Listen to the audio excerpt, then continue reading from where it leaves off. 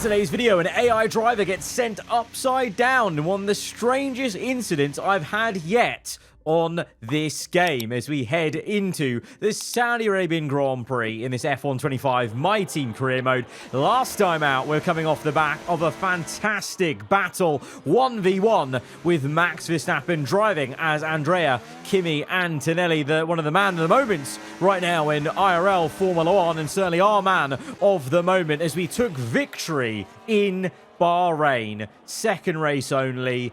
It was a very tactical race, playing a bit of 4D chess, trying to lean on the new apparent strengths of this car we have in this season, where it's quite kind on its tyres. You know, we're able to extend stints, even when the tyre wear is numerically high. You know, it doesn't feel too bad. And so I haven't felt a car like this for over a season, so very much trying to take advantage of that. And we did so in Bahrain, winning that one. It was another unfortunate race for Tsunoda and Williams Porsche with another DNF there. Verstappen, though, leads the championship after a first and second place. Already are we seeing signs of him really coming for the title this time, because last season he was unable to be fully in the fight because of his team, because of the car, maybe letting him down in certain races where they just fell away consistently. So far, he's consistently been up there, but Red Bull actually lead, surprisingly. Hasn't felt like Red Bull warrant leading the constructors, but it's so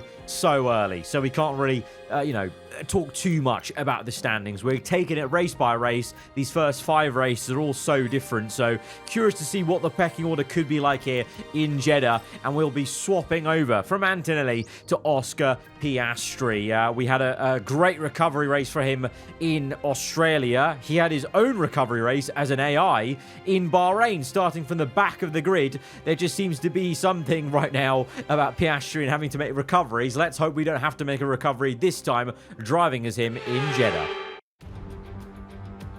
Welcome to Jeddah Corniche, one of the fastest circuits on the calendar, but let's see who will be the fastest of them all. It's time to set the grid for the Saudi Arabian Grand Prix. Yes, it's time for qualifying. Typically on this game, the Saudi Arabian Grand Prix has gone all the way down to the wire, the last corner, be it for the race win or the battle that we are just seemingly in because of the nature of the constant swapping down this straight, out this hairpin, and then down the main straight. I'm sure this season's going to be no different. And so even though track position is going to be important, you know, want to qualify as high as we can, we know overtaking is possible, but also, you don't want to be in the middle. You don't want to be in, you know, a couple of positions back than you want to be in, because you might trip over someone. We've had that before, where we've been the one to cause a safety car a red flag because we've tripped over someone. Other people have tripped over us or each other, and so it can be quite a devastating and chaotic one. So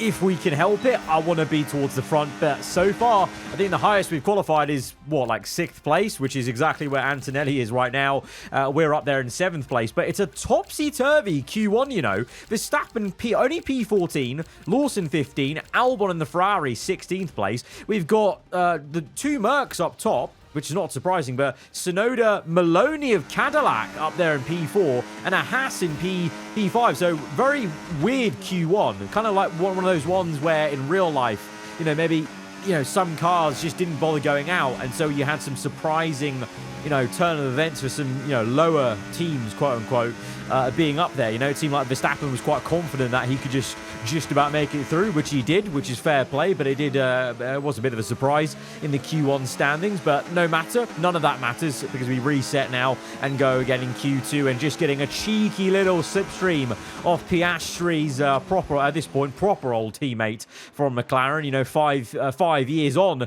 in game now to get us up into the top 10. Thank you very much, Lando. And now watching our own teammate Antonelli crossing the line. He was already outside the top 10. He needed a better lap, and he's not got it. What is up with this car or this team?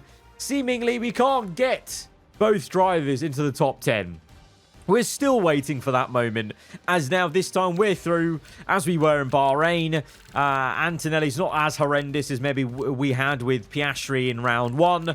P12's still okay, but that's a bit devastating, and it's devastating for also Lando Norris, the reigning champion, P11, and he's out, and again, continues to be a bit of a surprising qualifying so far here in Jeddah. But yeah, the car, I think we have good race pace. Clearly, Bahrain showed that, because Piastri from last place got up to, what was it, 9th? I think it could have been maybe more if he just got past some slower cars quicker.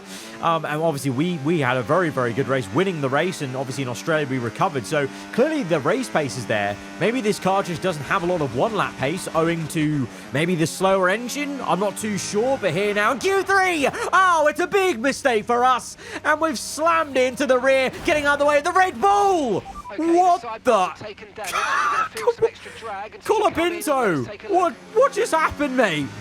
We stacked it on the curb. That's fair enough. Broke my rear wing. That's calm. That lap's over. I tried to get out of the way of the Red Bull. He's driven into us, trying to get out the way.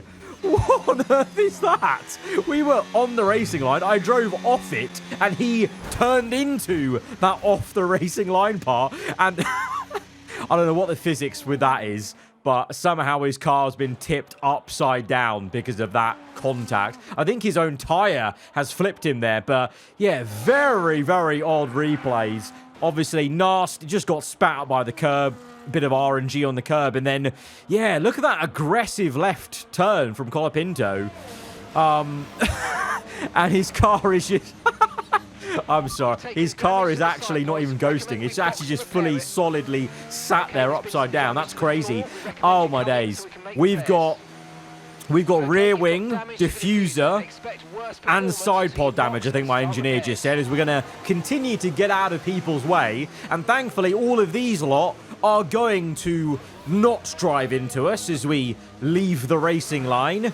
Yeah, very, very... I thought I was being a good Samaritan. Well, clearly not now, as... Oh, and now it's all going tits up. Oh. We've spun it simply because of the amount of damage we've got on the rear end especially, but also the diffuser and the side pod, side areas.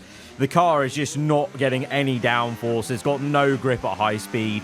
So we're going to have to go a little bit slower and watch ourselves again. Otherwise, we're going to do another pirouette. But... we actually got a penalty for that, also, you may have noticed. We got 5 seconds for that. Yeah, fine. Yeah, well, okay, cool. I genuinely thought I was doing the right thing by getting out of the way. I thought I clocked Colapinto. Oh, it's all going so wrong. We nearly span it into... Well, we did spin it into the pit entry, and the game's reset us. Oh, what an absolute disarray of a display here in Q3. Yeah, I thought I spotted Colapinto, quick enough that, oh, okay, let me get out of the way, because he's on a flyer, and we're going very slow, because I was still kind of trying to react from a very quick, fast hit to the wall, where I didn't really have much time to react when that curb spat us out, so that's why I was so slow to initially get underway again. And so I thought, okay, instead of trying to accelerate out of this situation, I'll just turn left out of it, and instead, it obviously caught Colapinto unawares, but being the car that was slow, we've been given the penalty, which is, we're going to have to take it. Fair enough, FI, okay. Right now, though, in qualifying, because of that issue, it's obviously caused a yellow flag. Some people have been put off their laps. Right now, you can see Paul Aaron leading the way, Lawson second, Albon third, as it stands with some laps to come. But by the end of the session, it looks like because of that yellow flag kerfuffle or whatever, other people under pressure, and they've buckled, or they didn't have a tyre left, or what, because Paul Aaron is legitimately now on pole position. Lawson on the front row alongside him in the Honda. Tsunoda up to third. Verstappen only 6th place. We're in 10th. Colapinto 9th with no time set properly, and obviously we've got a 5-place penalty, so we're going to be down in 15th place for the start of the Saudi Arabian Grand Prix. Yet again, another recovery drive needed. It's one of the fastest races in the entire calendar. It's Jeddah, it's the Saudi Arabian Grand Prix, and it's next. It's time to take a look at our starting grid for today's race. Paul Aaron lines up on pole position, and Liam Lawson completes the front row. As we continue through the rest of the grid today, we have Tsunoda, Albon, Max Verstappen and Gasly, Pepe Marti, Colapinto, Norris and Andrea Kimi Antonelli, Solov, Ocon, Zay Maloney and Sainz, Piastri, O'Sullivan, Taylor Barnard, Gabriel Bortoletto, Martins, Crawford, Doohan and Lance Stroll brings the grid to a close. It's almost time for those 5 red lights to go out then. Let's see who can prevail today. Welcome to the commentary box. I'm Alex Jakes. Delighted to say joining us for this intriguing race is Anthony Davidson. Now, those final hours before a race, did you have a routine? Well, for them, you've got your pre-race rituals that you go through. You see different drivers that, some have got their headphones on, they're listening to the music. Some drivers really absorb the energy from the crowd and they're there waving to them. Other drivers, they go within themselves. They chat to their engineers, absorbing that information, that vital information that you need to carry you through the race. And, those pre-race rituals are essential to making things systematic. We do a lot of Grand Prix in a season, and the more systematic you can be, the easier you are within that environment. We mentioned at the top of qualifying that we know we can make overtakes here in Saudi Arabia. It's going to go down to the last lap. It always does really around here, even without, safety cars or red flags. As long as you're in a fight, you will probably be fighting that fight right to the end, whether that's for 15th here, 10th, 8th, whatever. So we're definitely going to be in some fight by the end of it. I'm hoping we can recover enough where it's a fight for some good points. But equally, as I mentioned, because we're 15th, we have to be very careful in these opening laps, not to trip over someone. Be aggressive, yes, but we need to be measured as, we've played with fire before in Jeddah, and, we've caused a red flag directly before because of it. So I'm wanting to be a bit more, conservative maybe in my efforts here to make sure we stay intact, but we need to also press forwards, and I want to get back into the points if we can.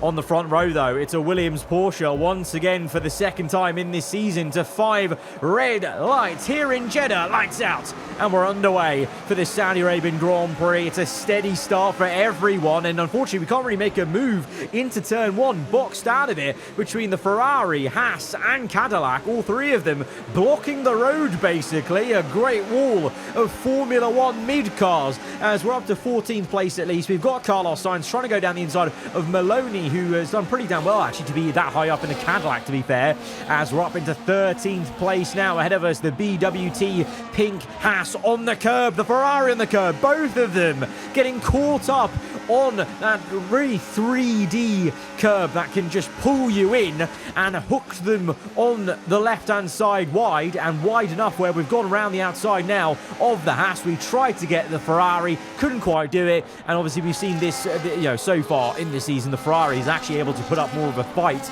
genuinely so far in the season, as it's a 1-2 now for the purple Williams Porsche. Aaron leads, Tsunoda up to second, Lawson down to third in the Honda, Verstappen leading a train in P4, but looking under pressure, to be honest, in this early stage, early lap by Albon, Gasly, Marti. What on earth is that polar bear doing in Arlington in 7th place there? Colapinto 8th, and it's a big scrap already into the final corner. It's side by side for 4 different cars. Antonelli ahead of Norris, and we are closing up to Esteban Ocon. Down the main straight, no surprise. Gasly trying to go for a move on Verstappen. We try to go for the move on Ocon, squeezing to the left, to the right on the racing line, come across to the apex and get up into P11. Steady progress here, and going in the right direction as Albon is up to 4th. Verstappen's lost 2 places. Hang on a minute. What's going on? This is looking like the McLaren of last season.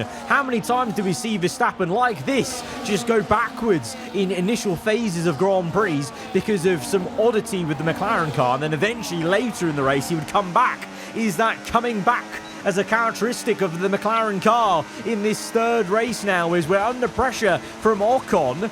We're catching Lando, but the Ferrari staying with us. And look at that on the left-hand side. He tried to get it back down the inside into the final corner. So Ocon staying with us as we're all bunching up quite a lot, to be honest. We've got so many cars on one straight still after 3 laps. There's a big battle between Gasly, I think that is, and Verstappen. Marty is just gone for the double pass. Is that the BWT Haas just tried to get Gasly and Verstappen in one foul swoop? I think he's actually done it. The Haas has actually got that double overtake, I think it is. Verstappen's down to 9th.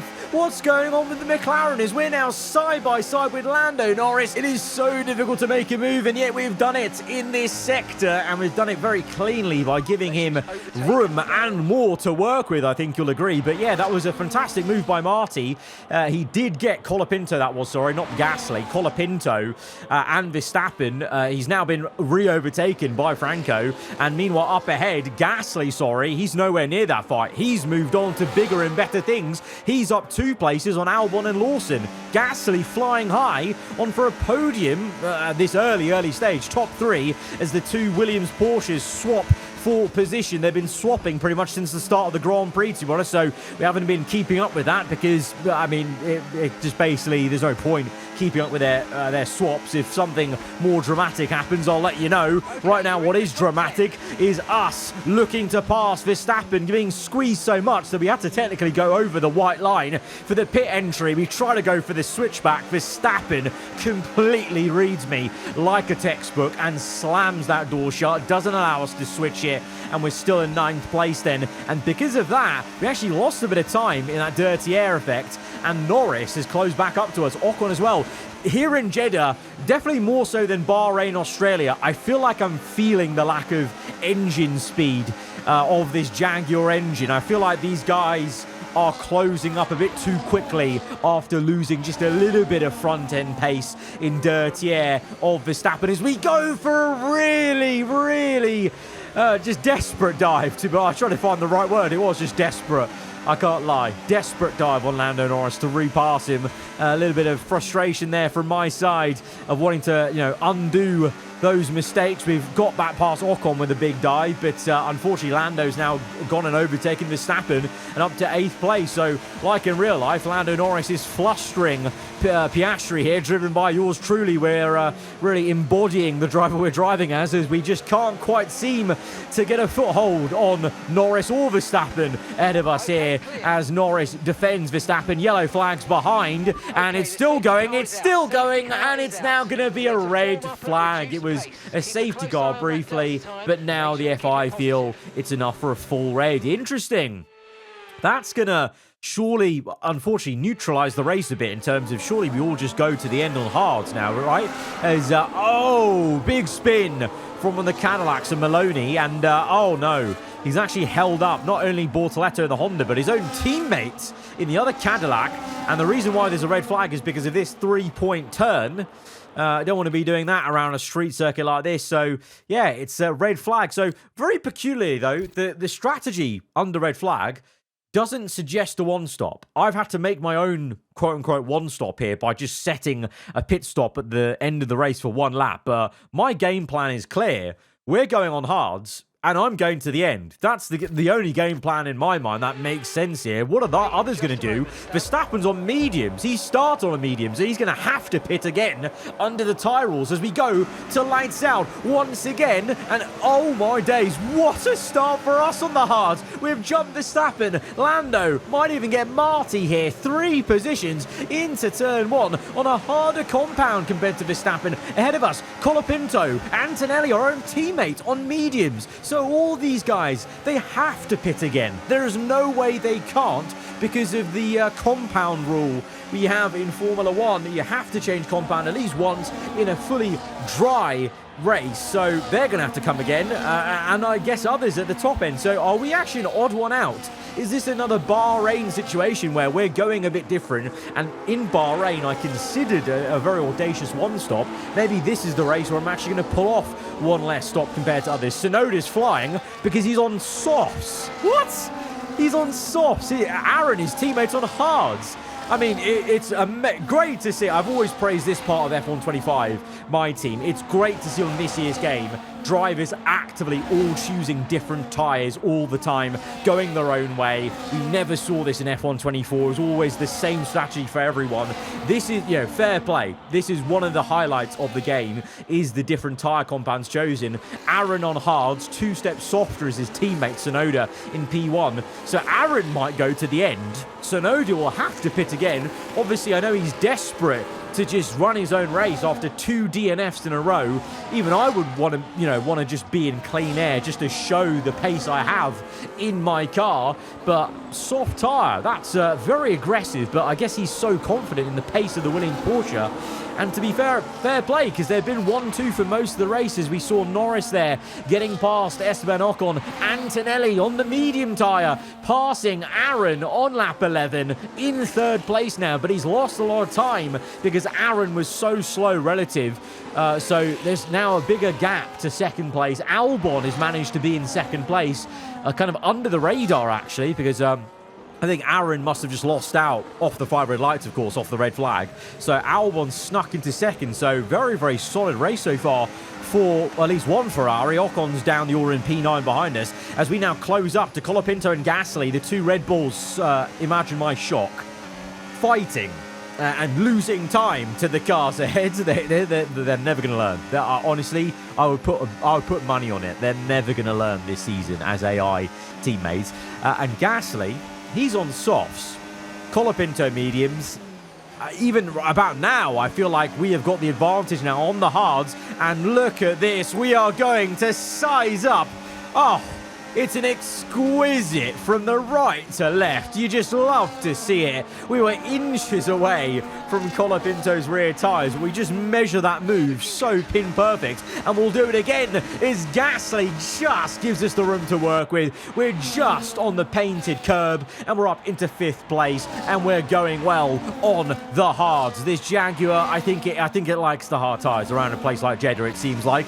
Antonelli, to be fair, working well ahead to get past Aaron on the mediums. We've been repassed by Gasly, such as this lack of straight line speed, and the AI seems to just be very good today, to be fair, with DRS. It's very powerful around here, especially in Season 5 with the maxed out cars, lower drag, higher DRS effect with those upgrades coming in, and so to that effect, we come back through on Pierre Gasly, get the elbow out a little bit, and try now settle down for P5. Antonelli swapping with Aaron, left, right, and centre for 3rd place, but now Aaron actually gets away from Antonelli. Antonelli facing some tyre wear. Aaron on the hards now, looking quicker because Albon's on mediums as well. So is this a sign that the medium tyres are running out of wear? If that's the case, where's Sonoda at? He's in the pits now, speaking of the devil. So Sonoda comes in from that soft tyre, was always going to happen, and he's going to be down the order and a lot of work to do, but that Williams Porsche is very quick, so curious to see how he goes. But Aaron leads the way now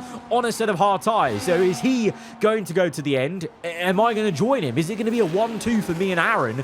And is this battle right here, Albon and Antonelli, surely they're losing tyre wear with each other fighting. Are they going to come in soon? No, not yet, but they keep swapping, and so surely they're just giving each other dirty air in my mind and wearing those mediums out more. So even if they wanted to try and flirt with the idea of, going to a soft maybe at the end of the race, surely they just have to bail onto a hard, which just makes this 2-stop very, very odd, I feel like. Although, to be fair, bit of a mistake there for me in the last corner. I nearly did a Verstappen in 2021 and put it in the wall there as, oh, what?